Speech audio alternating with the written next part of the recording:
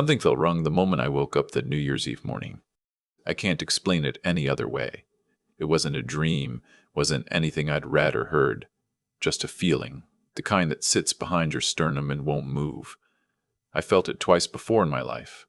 Once when my wife got her diagnosis, and once when I got the call that my father had fallen. Both times I was right. I tried to shake it off, made coffee, watched the birds at the feeder outside the kitchen window, told myself I was 63 years old and getting superstitious in my retirement. But the feeling didn't leave. My son hadn't called in 11 days. Now, that might not sound like much to some of you. I know plenty of families where the kids go weeks without checking in, and nobody bats an eye. But my son and I talked at least twice a week, every week, for the past 4 years, ever since my wife passed, and it was just the two of us left. He'd call on Sunday mornings while I was still in my bathrobe, and we'd talk about nothing, mostly. The weather where he was. Whether his team had won. What I was reading. That was our thing.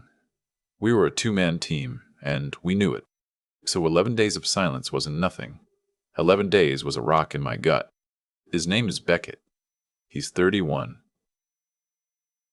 About 3 years ago, he moved out to a rural stretch of land in a part of the state I'd only ever driven through on the highway, about 4 hours from where I live. He bought a small property out there, a fixer-upper on a few acres, because his wife's family was from that area. Her name is Dara. I'll be honest with you. I never warmed to Dara. She was polished in a way that always felt like a performance, and her family more so. Her father, a man named Aldrin, ran some kind of property management operation that nobody could quite explain in plain language. Her brothers were both the sort of men who showed up to family gatherings and never looked you in the eye. But Beckett loved her, and I loved Beckett, so I kept my mouth shut and I showed up when invited and I tried. The last time I'd spoken to him was December 20th. He'd sounded tired, which I'd chalked up to the holidays. Said Dara's family was coming to stay for New Year's, that the house would be full. I told him I'd come up around the 2nd, give everybody time to clear out. He'd said, "Sure, Dad, that sounds good. Nothing strange, nothing alarming." Then nothing for 11 days. I tried calling twice. Went straight to voicemail.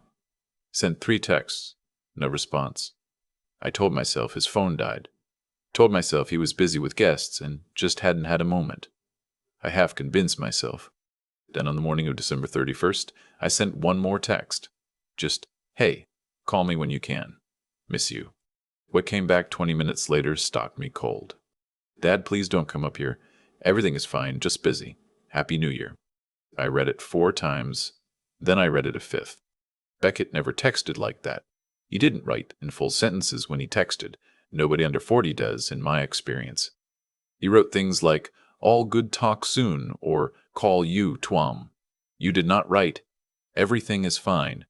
Just busy." And he certainly never preemptively told me not to come somewhere before I'd even suggested it. That rock in my gut turned into a stone wall. I called his number again. Voicemail. I called Dara's number, something I'd only done twice in 3 years, and it rang once and went dead. Not voicemail. Just dead. Like she hit the button to dismiss it the moment she saw my name. I sat in my kitchen for 45 minutes. I thought about all the reasonable explanations. Maybe they'd had a fight, and Beckett was embarrassed. Maybe Dara's family had created some kind of drama, and he was managing it. Maybe I was being a paranoid old man reading signals into nothing. But I kept coming back to that text. Everything is fine. That's not how a man talks to his father. That's how a man talks when he's being told what to say. I went upstairs and packed a bag. I want to be clear about something before I tell you the rest. Because I know the first question a lot of people have, why didn't I call the police right then? And the honest answer is, I almost did. I had my phone in my hand. But I'd heard things about the county where Beckett lived. Not rumors, actual conversations. One of my neighbors, a retired postal worker who delivered mail in that region for 15 years, had told me over the fence one afternoon that the sheriff's department out there was as crooked as a river bend. Half of them grew up with the same families they're supposed to be policing, he'd said. I hadn't thought much of it at the time. I thought of it now. I also thought about this. If I called the local sheriff's department and reported a welfare check on my son, and those deputies showed up to Aldwin's people at the house, if there was anything happening that wasn't right, the first call those deputies would make wouldn't be to me. They would be to Aldwin, and then whatever window I had would close. So I decided I'd drive up there first. I'd look with my own eyes.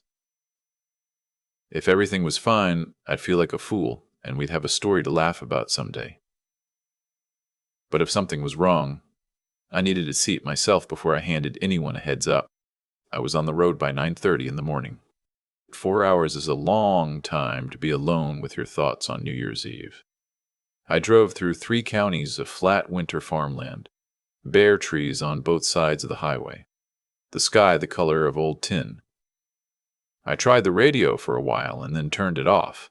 I thought about Beckett at 8 years old, refusing to let me carry his backpack on his first day of school because he wanted to do it himself.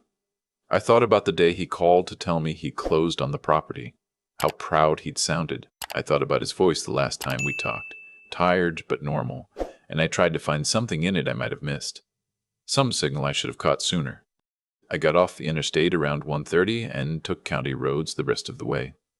The GPS took me down a 2-lane road through pines, past a feed store and a Dollar General and a volunteer fire department, and then onto a gravel road I recognized from the one time I'd visited. About a mile down that road, Beckett's property sat back from a tree line on the left.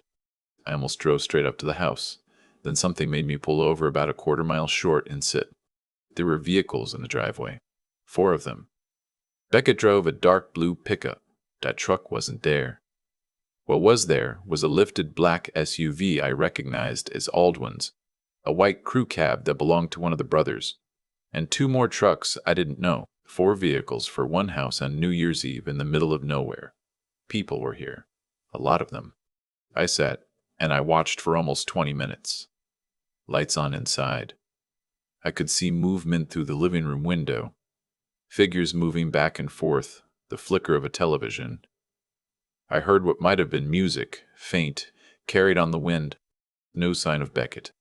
I got out of my car and walked along the tree line, staying off the gravel road, moving through the dead grass along the edge of the pines. The cold was sharp. Probably in the mid-20s by then, getting colder as the afternoon wore on. I pulled my collar up and moved slow. There was a structure behind the main house that I remembered from my one visit. A detached garage, a single-car thing with a side room that Beckett had been using as a workshop. He'd shown it to me, proud of a workbench he'd built himself. A pegboard where he hung his tools in the outline of their shapes, so we could always see at a glance what was missing. The light was on in that side room. I stood at the edge of the tree line for a long time, looking at that thin, orange line of light under the workshop door. The main house was maybe 80 feet away. I could hear voices inside, men's voices, something that sounded like laughter. I crossed the yard at an angle, staying low, moving from the tree line toward the back corner of the garage. The ground was frozen, at least. No mud, no noise from my footsteps. I pressed myself against the back wall of the garage and listened. Nothing from inside. I moved around to the side door, not the Rolls door, the regular entry door, and I put my hand on the knob. It was cold under my palm. I turned it. The smell hit me first. Rust and old wood and something chemical, like paint thinner. The light was a single bare bulb hanging from a cord in the center of the room. Beckett was sitting on the floor against the far wall. His wrists were zip-tied to a length of chain that was looped through a bracket bolted into the wall studs. The same wall where his pegboard tools used to hang, though the pegboard was gone. His right ankle was wrapped in cloth that had gone dark and stiff. His jacket was the one he'd been wearing in a photo he sent me sometime in November, and it was dirty now, torn at the shoulder. He looked up when the door opened, and for a half-second his face did the thing faces do when they're bracing for something bad. Then he saw it was me, and every muscle in him seemed to give way at once. "Dad." His voice was barely anything, cracked and thin. I crossed the room in about 2 steps and got down on my knees in front of him. "I'm here," I said. That's all I could get out. "I'm here." His face. I'm not going to try to describe what his face looked like. Some things you don't put into words. I'll just tell you that I didn't cry right then, because I needed to not cry right then. I filed it away and I kept my hands steady, and I looked him over. How bad? I said. My ankle.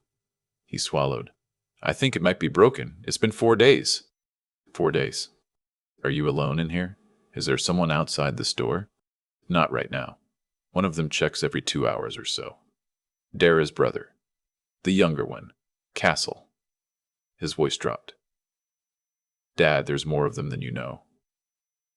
Aldwin runs. He stopped, listened, then kept going quieter. There's money moving through this property. Through the house. Has been for months. I didn't understand it at first.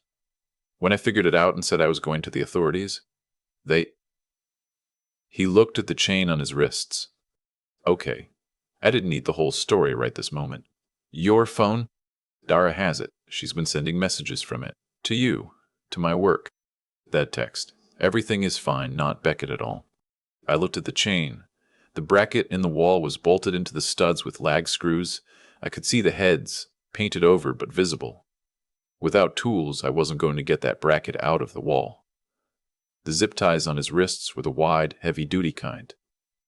I looked around the room. The tool pegboard was gone, but there were still things on the workbench along the opposite wall. A rusted putty knife, a half-empty can of something, a short length of copper pipe. I need something sharp, I said more to myself than to him. Back of the workbench. The wooden drawer on the right side. There's a box cutter in there that didn't go through everything. I found it. A basic, retractable box cutter, blade half dull. It took me longer than I wanted to work through the zip ties. My hands weren't steady the way I needed them to be.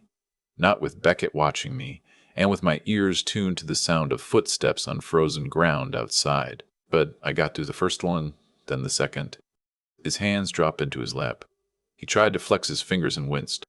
Can you walk? I said. I'll walk, he said, like it wasn't a question. He couldn't put weight on the right ankle. I got his left arm over my shoulders and we moved toward the door. I looked out first. Nothing in the yard, lights still on in the house, music or television still audible. The sun was dropping fast. Another 20 minutes and it would be dark. My car is on the road, I said into his ear. 1/4 mile. We go along the tree line, same way I came in. Slow and quiet. They'll see us from the window, he said. He was right. The angle from the living room window covered most of the yard between the garage and the tree line. 15, maybe 20 open yards where we'd be visible. I thought. The back of the garage puts us on the far side from the window. We go behind, then stay in the trees and come around toward the road from the north side, past the pine break. He nodded. He trusted me. That might be the thing I hold on to most from that night. Even after 4 days chained in that room, cold and hurt and not knowing what was coming, he trusted me. We moved. I will tell you honestly that I was terrified. I'm a retired high school shop teacher. I have never in my life done anything like this. My heart was doing things it probably shouldn't have been doing. And I was acutely aware that I am 63 years old with 2 bad knees and a son who couldn't put weight on his right foot. We were not a rescue operation out of the movies. We were just a father and his boy in a frozen field in the dark, trying to get to the road. It took us close to 15 minutes to cover a 1/4 mile. We moved through the pines, off the gravel road, stepping over roots and frozen ruts. Twice, Beckett stumbled and I took more of his weight. Once I heard a door open back at the house, the slap of a screen door in cold air. And we both froze against a tree trunk and stood there not breathing for what felt like a long time until we heard the door again. My car was where I'd left it, off the gravel road in a shallow pull-off at the edge of a field. I'd driven the same vehicle for 11 years. A dark green 4-door that my wife always said looked like every other car on the road, which right now felt like a gift. I got Beckett into the passenger seat and shut the door as quietly as I could, got in my side, started the engine. It turned over on the first try, thank God, and I rolled out without headlights for the first 100 yards until the road curved and the house disappeared behind the tree line. Then I turned the lights on, and I drove. "Where are we going?" Beckett asked. His voice was stronger now. Or maybe I just needed it to be. "Hospital first," I said. "And before you argue with me, the hospital first. Everything else second." He didn't argue. The county hospital was 22 miles away. I know because I clocked it on the drive. I want to tell you I used those 22 miles wisely, that I was calm and strategic and thinking 3 steps ahead. Mostly I was just driving and keeping my hands from shaking and glancing over at my son every few seconds to make sure he was still there. About halfway to the hospital, I said, "You said local authorities weren't an option." "Cassell's cousin is a deputy with the county," Beckett said. "Maybe more than one. Aldwin has. It's a whole thing, Dad. It's not just the house. It's not even mostly about the house." "Federal?" I said. "That's the only way," he said. "FBI or nothing." I had one person I could call, a man named Trevian, who I'd known since we were both young men at the same church, who had spent 30 years working federal drug enforcement before he retired to a place about 2 hours north. We hadn't talked in almost a year. I didn't know if he still had contacts or if he'd know what to do with what I was about to tell him, but he was the only person I could think of who would understand the situation fast, without me having to explain it from the beginning. I called him while Beckett was being seen in the emergency room. Trevian picked up on the third ring. I told him what I had, as plainly as I could. The property, the vehicles, the operation Beckett had described, the chained-up room, the deputy connection. He was quiet for most of it. When I finished, he said, "Don't leave the hospital. Don't contact local law enforcement. I'm going to make 2 calls, and then I'm going to call you back." He called me back in 18 minutes. "Talk to the hospital security supervisor," he said. "Tell him you need a quiet room and that federal law enforcement will be contacting him within the hour. Do not leave. Someone's going to come to you." 2 agents arrived at the hospital at close to 11 that night. I won't go into everything that happened in that conversation, because some of it is still part of an ongoing matter, and I don't want to complicate anything. What I can tell you is that they listened. They asked questions. They took what Beckett told them, which was far more than he'd been able to tell me in that cold garage. Details about what had been moving through that property for the better part of a year, names, patterns, accounts, and they made calls of their own. I sat in a plastic chair in a hallway of that hospital, and I watched the clock tick toward midnight, and I thought about how quietly this night could have gone a different way. If I hadn't paid attention to that text. If I'd waited another day. If I'd been less stubborn about driving 4 hours on New Year's Eve when every reasonable voice in my head said I was probably overreacting. Beckett's ankle was fractured. A small fracture, but real, and 4 days of putting no weight on it had kept it from getting worse. His hands had some nerve compression from the zip ties. He had a long bruise along his ribs that the doctor said was probably from a fall or a blow, which Beckett confirmed later without elaborating at first. He'd been given minimal food and no heat source in that room. He was dehydrated and exhausted, but he was going to be fine. That's what the doctor said, and I held on to it. What happened at the property that night and over the following days? I learned most of it in pieces, some from Beckett, some from Trevian, some from what eventually became public record. Federal agents executed a search warrant on the property in the early hours of New Year's Day. Aldwin and both of his sons, including Castle, were apprehended. 3 other individuals were taken in as well. The deputy with the family connection was placed on administrative leave, pending an investigation that I understand is still ongoing. Dara was at the property when agents arrived. She was not charged that night. I don't know the current status of what's happening with her, and I want to be careful about what I say, because there are things I don't know and things I don't have the right to say publicly. What I do know is that my son's marriage is over, and that Beckett made that decision himself and did not need me to tell him to. I'm not going to use this to talk about Dara. She's someone's daughter. Whatever she is, she's also someone's daughter. Here's what I want to tell you instead. On the evening of January 2nd, Beckett was discharged from the hospital and I drove him home. Not to that property, which was a federal crime scene and where he did not want to go anyway, but home with me, to the house where he grew up, where his room still has the same blue paint on the walls, because I never got around to changing it. He slept for most of that first day. I sat in the kitchen and I made things, soup, cornbread, a pie I wasn't sure how to make, but attempted anyway from a recipe my wife had written in her own handwriting in a notebook she left behind. I kept getting up to look down the hall to make sure the light under his door was on. On the second evening, he came out around 7 and sat at the kitchen table, and we ate together, just the two of us, with the television off and the overhead light low the way we'd always preferred it. We didn't talk much about what had happened. We talked about other things, the way we used to, what I'd been reading, what the birds at the feeder had been up to, a memory of a camping trip we'd taken when he was 12, that we both told slightly differently and argued about gently and then laughed about.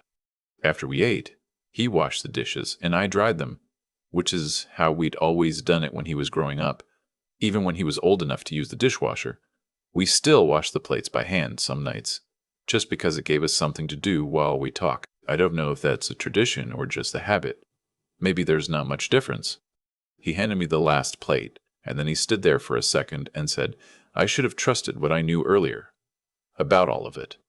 I put the plate away. I thought about that for a moment. Then I said, you were being a husband. You were trying. He nodded. Then you drove 4 hours on New Year's Eve. The traffic wasn't bad, I said. He laughed. It was a real laugh, the one I know, his mother's laugh. Slightly too loud, slightly too sudden, and exactly right. And standing there with a dish towel in my hand in my own kitchen, I finally let myself feel all of it. The fear I'd driven 4 hours with, the 15 minutes in the frozen pines, the plastic hospital chair, the clock at midnight. All of it. I didn't make a big thing of it. That's not how we are. But I want to say it here, for anyone who needs to hear it. If something feels wrong about your child, trust that feeling. It doesn't matter how old they are, or how far away they live, or how many reasonable explanations your brain can generate. That instinct is real. It was put there for a reason. I almost waited. I almost told myself I was being dramatic. I almost let New Year's Eve traffic and 4 hours of highway talk me out of it. I'm glad I didn't. Beckett's been with me for 3 weeks now. His ankle is healing well. We started doing a jigsaw puzzle together in the evenings, which neither of us has done since he was about 10 years old, and he's better at it than I remembered. We're going to figure out his next steps together, where he wants to live, what he wants to do with the property situation, all of it, and we're going to do it at his pace, not mine. We're a two-man team. We always were. And we'll figure it out. I keep thinking about that box cutter. A half-dull blade in the back of a wooden drawer. The one thing they'd overlooked when they cleared out Beckett's tools. And I think about what would have happened if it hadn't been there. If I'd gotten there an hour later, if I'd listened to the reasonable voice in my head that said I was probably overreacting and stayed home. The things that almost didn't happen have a way of staying with you longer than the things that did. What I've come to understand, sitting with all of this over these past weeks, is that the outcome of that night wasn't luck. It was the result of choices, a long chain of them, made by different people over months and years. Aldwin made choices. Dara made choices. And the people who looked the other way, who took what they were offered and asked no questions, they made choices too. Every consequence that found them in the early hours of New Year's Day was the direct result of what they'd decided to do and be. That's not poetic justice. That's just how it actually works. Actions accumulate. Reality keeps the tab. And on my side of it, I made choices too. I paid attention when something felt wrong. I didn't let embarrassment or convenience talk me out of trusting what I knew. I drove when I could have waited. Those weren't heroic choices. They were just honest ones. But I think that's the thing about doing right by the people you love. Most of it isn't dramatic. Most of it is just showing up when it's inconvenient, staying sharp when it's easier to look away, and having the guts to act when your gut tells you something's wrong. Beckett is the one who taught me that last part without meaning to. He'd discovered what was happening in that house months before everything came apart. He knew, and knowing it cost him. But even chained to a wall in a cold workshop with a broken ankle, he hadn't told them what they wanted to know. He hadn't given anyone up to make his situation easier. That's not something you can fake. That kind of character either lives in a person or it doesn't. And when I saw his face in that room, the split second of fear and then the steadiness that came after, I understood that whatever mistakes he'd made getting into that marriage, he was still the man I'd raised him to be. That mattered more to me than I have words for. I'm not a philosopher. I'm a retired shop teacher from a mid-sized town who drives a dark green four-door with 140,000 miles on it. But here's what 63 years has taught me. The people who go through life with their eyes open, who do the honest thing even when the easier thing is right there, and who don't quit when things get hard, those people don't always win every hand, but they tend to still be standing when it counts. Beckett is standing. We both are. And we're going to be fine.